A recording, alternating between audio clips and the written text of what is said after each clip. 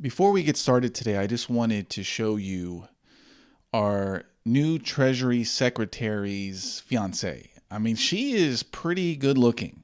And look at that smug smile on his face to have that arm candy thanks to that Goldman Sachs status that he has. I should have gone into finance. Okay, so our story today is that Michael Flynn, who was the national security advisor to Donald Trump, recently resigned. Now, this is kind of a complicated thing. There's a lot of moving parts, and I took a day to really understand what was going on. So I wanted to explain what happened and then share why it's not a bad thing. So, what happened was this. Michael Flynn told the Vice President Mike Pence that he did not discuss any possible relieving of the Russian sanctions. He didn't talk about Russia at all. And so, using that information, the Vice President told the media in January how, hey, we didn't have any discussions about the sanctions, that Michael Flynn didn't talk about it. Well, it turns out that the CIA has been tapping into Flynn's phone. They say they tap into the discussions of Russian diplomats, but we know that's probably not true. So the CIA tapped into the phones, had transcripts of what was going on, and they illegally fed these transcripts to other officials, including officials that don't even work in the White House anymore, former officials. And of course, these officials, they ran to the Washington Post, which is the CIA mouthpiece. I also think that the Daily Beast is too. And here we have Pence looks bad, and then Michael Flynn has to resign. And I guess the story from his angle is Flynn said he misspoke about the conversations that he actually had. So let's now, and there's a lot of other officials that are involved, and maybe the White House Chief of Staff, Reince Priebus, was a source of the leak. Maybe he was fed some information. We don't know.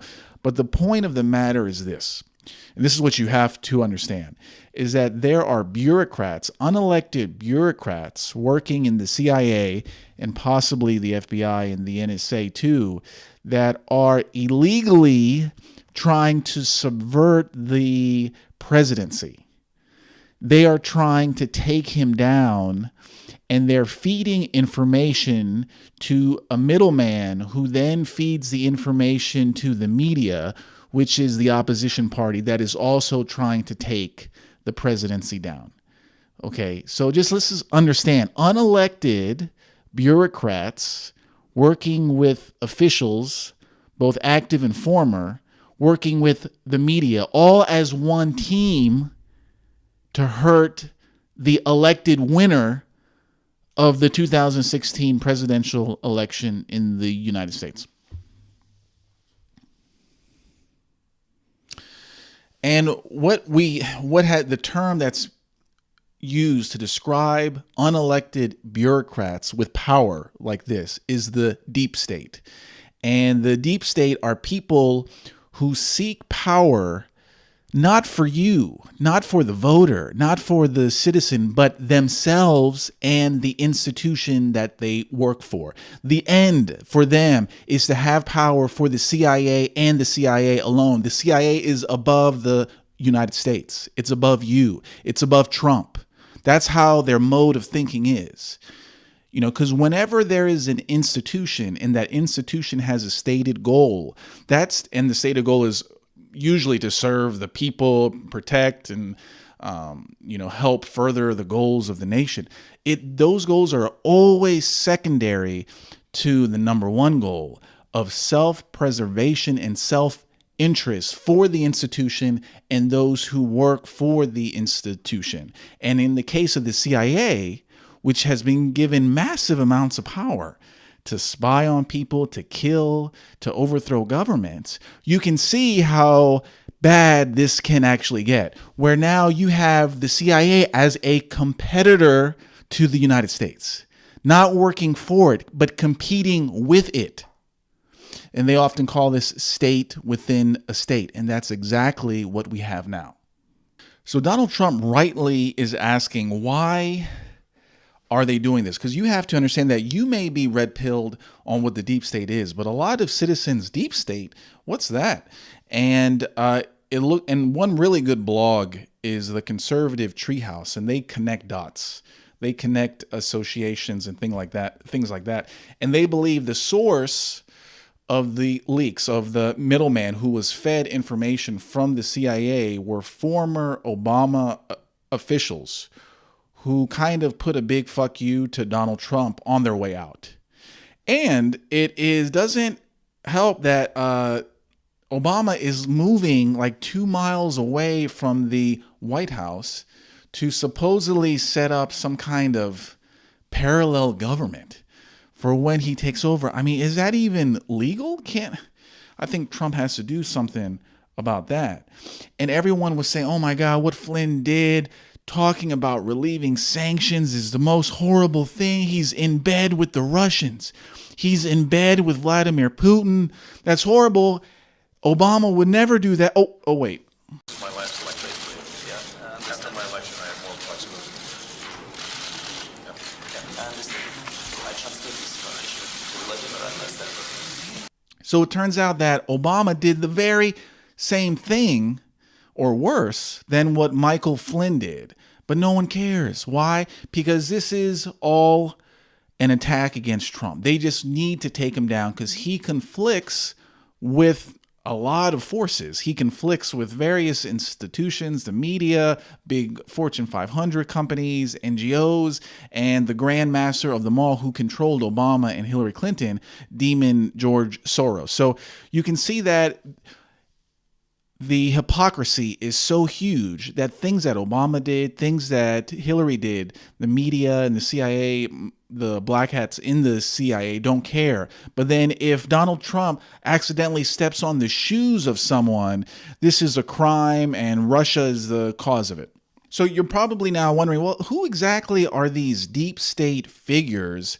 And one of them is this guy, with the egghead. He actually was trying to spoil the election. He got some votes in Utah and other conservative states. Now, he is former CIA, wink, former CIA. There is no such thing as former CIA. If you work for the CIA, anything you publish after that, anything you write or even say has to have the approval of the CIA. I mean, you get knocks on the door from them telling them that, they can't say that. So there's really no such thing as former CIA. There's either active CIA or dead. There is no former. So it's pretty clear that this egghead dude is actively connected to the deep state, to the same people that are spying on Michael Flynn. And the sad part is they're not like James Bond people. These are like, older men with dad bods who wear dad jeans that are so loose in the back that it's like they're saving space to take a dump in it. These aren't like spies that you would think. They aren't like dudes who lift and they're big. Yeah, maybe the soldiers are. The Navy SEALs are. The Army Rangers are. But the deep state guys are geeks. They're just geeks who really put in that 30 years of work and love taking orders, love to squeeze themselves into this hierarchy of power just so they can feel a little important. And you may be wondering, why are they doing this? Why are they going against the will of the people? Donald Trump won fair and square. There has been no evidence linking him to Russia. Why are they doing it?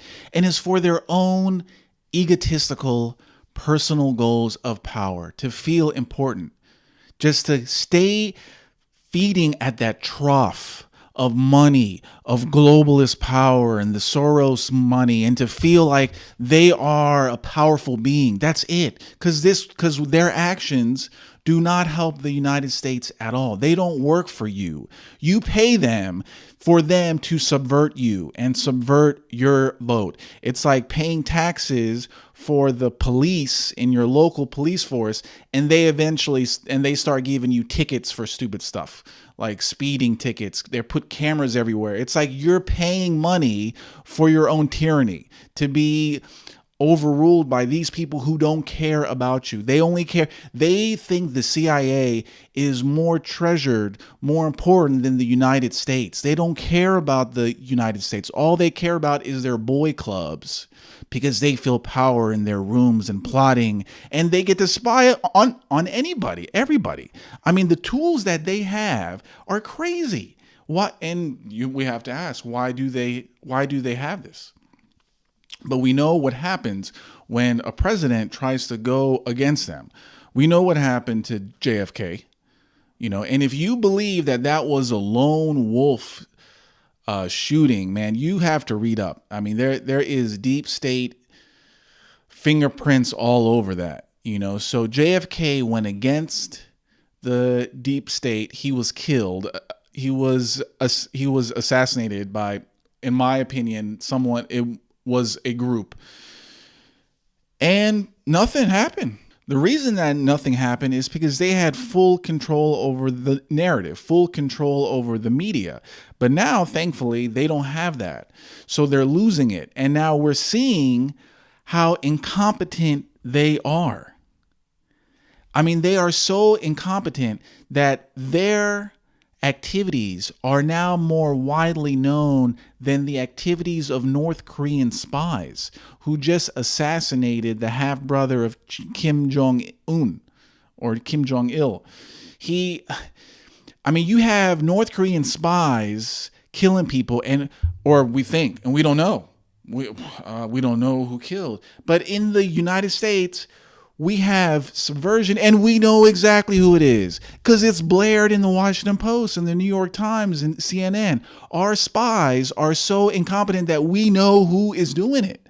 And it's all over the news too. The phrase deep state has been used many times. People are now being red-pilled on it because I guarantee you, before today, a lot of people thought deep state, what, is that another Alex Jones conspiracy? And I must say, basically everything that Alex Jones has said is truth. He may be the most honest man in the United States. But the fact is that now their activities are wide in the open. You have blogs that are spilling the beans. I mean, you're supposed to be a spy agency.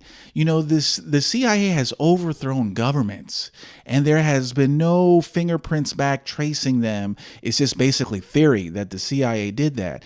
But here in the current year, the CIA's actions a day later is getting decoded by blogs run by people who are doing it for fun. I mean, what kind of spy organization is that when 4chan knows what you're doing, knows what you're going to do next? This is the CIA. So therefore, we must conclude that the CIA is doing this or the deep state figures in the deep state are not doing this from a position of strength. They're doing it from a position of weakness. They are crapping their pants that a man who is putting the United States before their institutions are in power. And they are desperately and sloppily, worse than North Korean spies, they are just throwing piles of turds at stuff and hoping that it hits something. That's how bad it is. I mean, I think I could do a better job if I wanted to subvert Trump. I think I could do a better job than what the CIA is doing. So they are losing. The deep state is losing. This show of force is really weakness. They are desperate. They are that wounded animal that is cornered. And of course, the wounded animal is going to get a couple bites out, but it's still wounded. It's dying. It's dying. And people are awake to it. So even if the deep state wins, what do they win? They win a country that knows who they are and what they are doing. They win a country that does not find the government to be legitimate. They win a country where the people will resist in quiet ways, maybe cheating on their taxes, maybe stocking up on guns, maybe resisting in other ways. It's not going to be a civil war where they're firing at each other. It could be, but you cannot rule over a country where most of the citizens find your rule to be illegitimate. And the actions of the CIA today are making it clear to everyone that that's what is going on, to such an extent that the approval rating of Trump is going up. It's now 55%. I think that's the highest it's been in the past month. I think this is what they call in the CIA blowback, where, oh yeah, we got Flynn down. Oh wait, now there's articles everywhere describing what we're doing, and Donald Trump's approval is going up.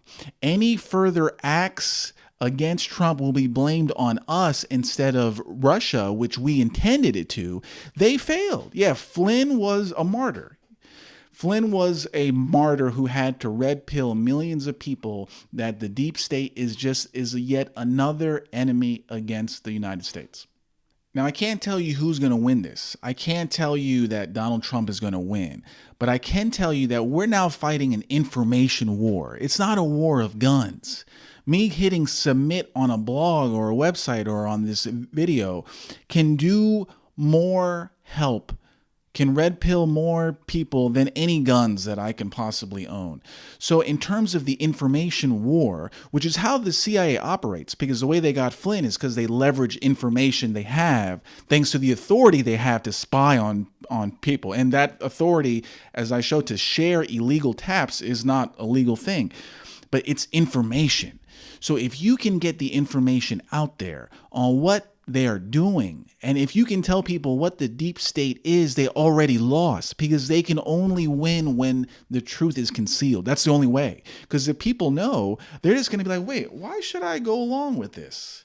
And they're going to find their own way to resist against it. This is why for the longest time, globalists knew you had to manufacture consent. The people had to believe that this was a legitimate rule, a legitimate government. But they're losing the narrative. They're losing the information war to such an extent that people are getting angry at them. And the approval rating, most of the country is on Trump's side. Now, if he gets killed, they're not going to be able to sweep that assassination under the rug like they did with JFK. Now people are going to know where it's coming from. People are not going to give their consent to the people who will rule over them. And this is a big thing. This is the prelude to overthrows of government, the prelude to civil wars. I mean, this is where it goes to if the losing side doesn't accept that they will lose.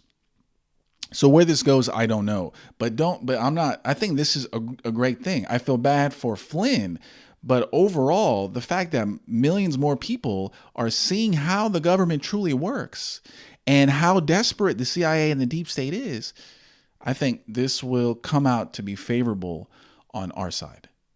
So I hope you got value from this commentary, and until next time.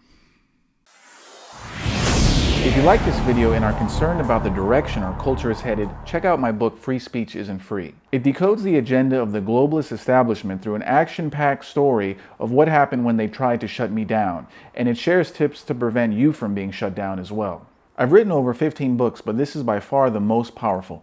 Other people call it a riveting first-hand story that is extremely well-written and engaging. By far the strongest book Roosh has written to date. Highly recommend it. It's a great story told well, and you learn some solid lessons from a guy who has faced the full force of the social justice mob. If you want to fully understand how the system aims to harm you, order your copy of Free Speech Isn't Free today by going to Amazon.com and doing a search on Free Speech Isn't Free, or by clicking the link below.